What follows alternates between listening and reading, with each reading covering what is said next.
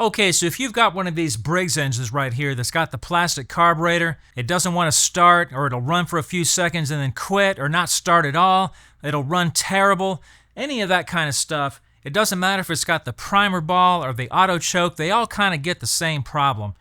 I'm going to show you how to fix this thing for about $3, at least at the time of this video, so you're going to want to stay tuned for this. Without further ado, let's dive right in. So what kind of symptoms should you look for?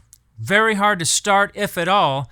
You might spray some starting fluid in the carburetor. It'll run for 3 seconds and quit. If it's got the auto choke, you might get it started for 30 seconds. It'll run terrible and then cut off when the choke opens. It's just basically got a sickness that doesn't make any sense. But we know it's getting spark because it is starting. So the problem is in the carburetor, assuming you don't have some kind of a head gasket problem or a compression leak or anything like that. Your compression's good. Okay, let's go ahead and get this carburetor off of here. Now, I like to take the top of the motor off. You could probably get by without it, but I just like to do it anyway. It's only 3 bolts. All right, get the air cleaner off. Now, there's 2 different size bolts here. We've got a 5/16 and a 7mm. And they've got different threads on them, so don't mix them up.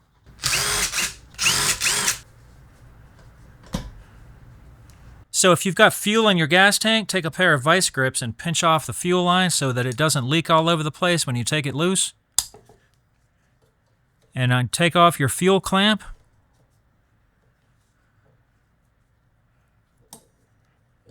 Like so. Now I've already pre-drained the gas tank, so there's no gas in it, but if you do have gas in your gas tank, have a rag handy underneath here because you're probably going to spill some gas trying to get the carburetor off.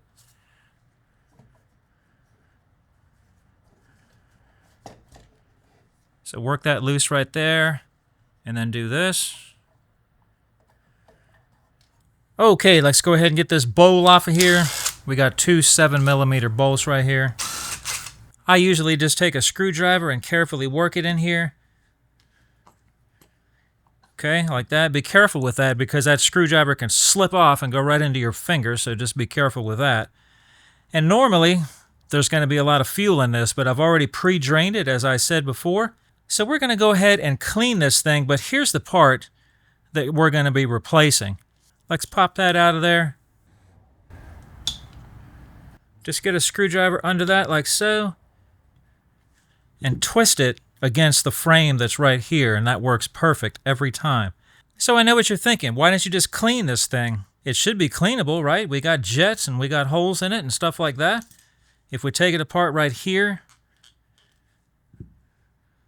we've even got a little emulsion tube right there that we could clean with our little torch cleaning rods right here. Well, I've cleaned these things before, and sometimes that works, and sometimes you'll clean it, run it, still the same. Run it 3 or 4 times, clean it 3 or 4 times, still the same problem. So instead of going through all that trouble, the replacement part is not that expensive. The number on this one is 592792. Now this part is not even supposed to fit this mower, but it was the cheapest one. It was 3 for like $7.99, and I've already tried one, and it does work just fine. So even if it doesn't have your mower listed on there for the price, you might want to give it a try and just see. Because a lot of times these things are more trouble than they're worth. All right, let's finish taking this apart. Not much else to it.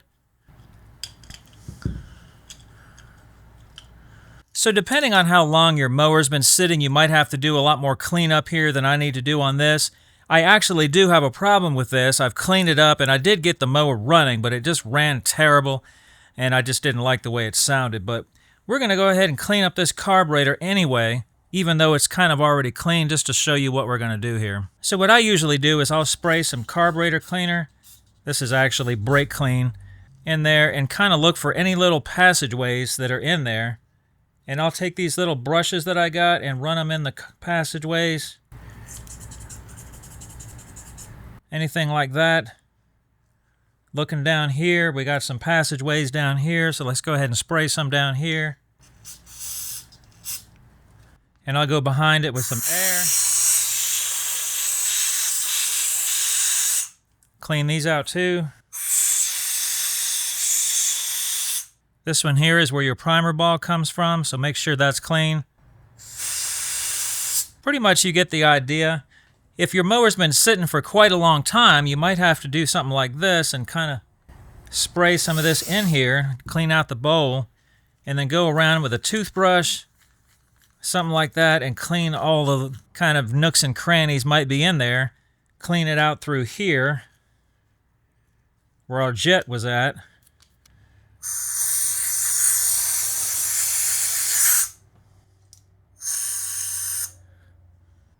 Make sure the float's clean. I've even seen them, if they sit for a long time, they'll turn kind of a yellow and get a crust on them. So you'll have to take a Dremel tool and kind of get all that crust off of there. You don't want to put it back with anything flaking off because it'll recontaminate everything all over again. Take the rubber tip that's on your needle and seat and kind of do that on some steel wool. Rough it up a little bit. So we're about ready to put everything back together. So before we put this thing back together, one thing that I recommend, especially on a mower that's a few years old, is to replace the fuel line while you got this thing apart. Just take, this is the old fuel line right here. I took the clamps off and moved them over here, and just take that and match it up. The rubber might break down after a few years and put little particles of rubber inside the carburetor. I also recommend taking off the gas tank. Flush out your gas tank with water and let it sit until it dries. Very straightforward to put this back together. Your jet is going to be facing you and also facing the orange gasket right here. So just put that in there. And these new ones are pretty tight, so you might have to squeeze it down pretty good. There we go. Basically, that jet needs to go almost all the way down to the black plastic right there, so that's how you know it's all the way down. Our needle goes right here in that little groove. Just like so. Put your little axle in here.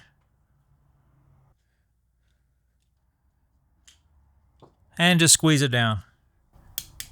The bowl goes like this with this indentation right here. Goes right here, so it's off center a little bit. Okay, so my gas tank is done drying from being out in the sun. Now sometimes I find it easier to put the carburetor and the gas tank together outside the mower because of this short fuel hose. You can do it either way, but I prefer to do it this way if I've already got the gas tank off. So before we put the carburetor back on, we have to put this O-ring in here. And then this little white one too. So go ahead and hook up your throttle linkage. It goes right in that hole right there. Just like so. And carefully push your carburetor back. Now with the new fuel line kind of stiff and not conform to the shape it needs to be yet, you'll have to fight with that a little bit. But just slowly work it in there. And then once you get it lined up with the intake, just kind of wiggle it back. So I'm going to go ahead and put the air cleaner back on and the top of the motor back on. It's just 4 bolts here and 3 bolts here. We'll put some gas in this and we'll be back and see if it works.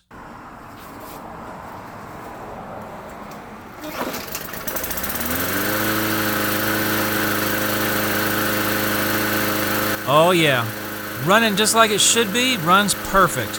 Now in my opinion, this is a great alternative to replacing the whole carburetor. It's much cheaper.